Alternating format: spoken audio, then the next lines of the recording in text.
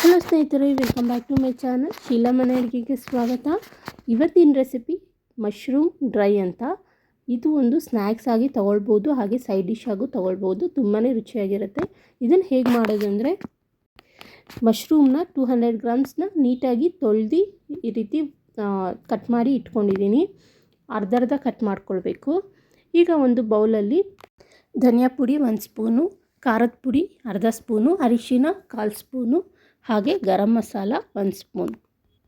ಇದರ ಜೊತೆಗೆ ಶುಂಠಿ ಬೆಳ್ಳುಳ್ಳಿ ಪೇಸ್ಟನ್ನ 1 ಸ್ಪೂನಷ್ಟು ಹಾಕ್ಕೊಂಡಿದ್ದೀನಿ.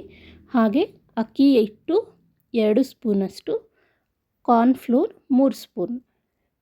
ಇದ್ರ ಜೊತೆಗೆ ಉಪ್ಪು ರುಚಿಗೆ ತಕ್ಕಷ್ಟು ಉಪ್ಪು ಹಾಕ್ಕೊಂಡು ಸ್ವಲ್ಪ ನೀರು ಹಾಕಿ ಸ್ವಲ್ಪನೇ ಕಲಿಸ್ಕೊಳ್ಬೇಕು. ಈ ರೀತಿ ಸ್ವಲ್ಪನೇ ನೀರು ಹಾಕಿ ಕಲಿಸ್ಕೊಳ್ತಾ ಇರಬೇಕು.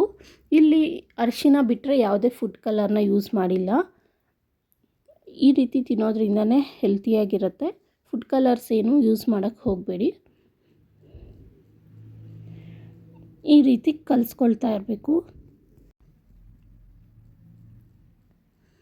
ಈಗ ಸ್ವಲ್ಪ ಪೇಸ್ಟ್ ಗಟ್ಟಿ ಇತ್ತಂತ ಇನ್ನೊಂದು ಚೂರು ಹಾಕ್ಕೊಂಡೆ. ನೋಡಿ, ಅದಕ್ಕೆ ಕಲಿಸ್ಕೊಳ್ಬೇಕು.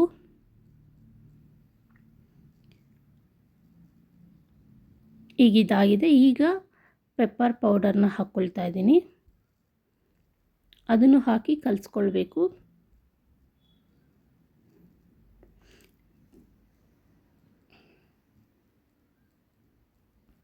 ಈಗ ಮಶ್ರೂಮ್ ಹಾಕಿ ನೀಟಾಗಿ ಕಲಿಸ್ಕೊಳ್ಬೇಕು.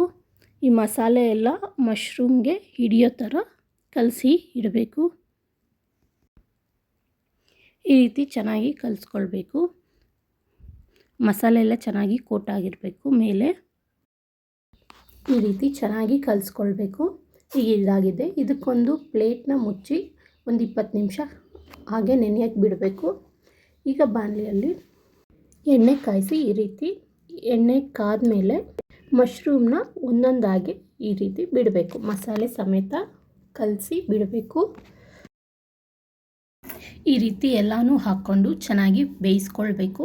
2 ಕಡೆ ಬೇಯೋವರೆಗೂ ಬೇಯಿಸಬೇಕು. ಬೇಗನೂ ಬೆಂದ್ಬಿಡುತ್ತೆ ಮಶ್ರೂಮ್ಸ್ ಎಲ್ಲ.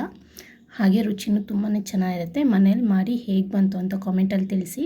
ಹಾಗೆ ನನ್ನ ಚಾನಲ್ನ ಸಬ್ಸ್ಕ್ರೈಬ್ ಮಾಡ್ಕೊಳ್ಳೋದಂತೂ ಮರಿಬೇಡಿ.